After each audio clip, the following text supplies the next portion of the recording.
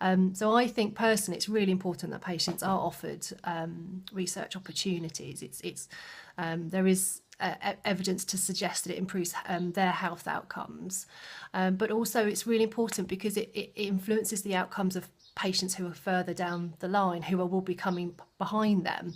So for example, my brother was on some of the inhaler trials nearly 40 years ago, and those same inhaler trials with salbutamol are actually also now being used by my daughter to stop her being admitted frequently into hospital, and though that same medication is now having an impact on the lives 30 to 40 years later. And that's why it's so important, is the patients of today will influence the outcomes of patients who are going to be in the future.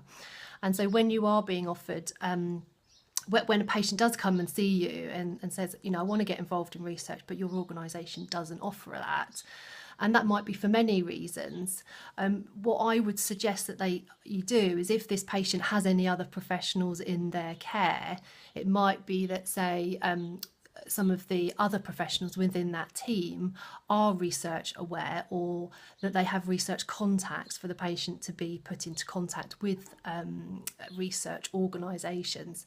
The other way, which can work well, is if they have a local support group or charity groups. Most charities have a link on their website that would be able to then link them into some sort of research.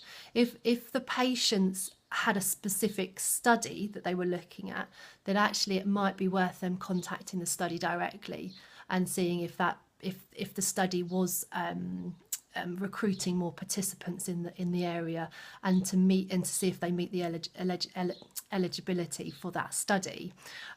So those are the few things I would suggest. You could also signpost them through to the clinical trials websites to see if they could look for them.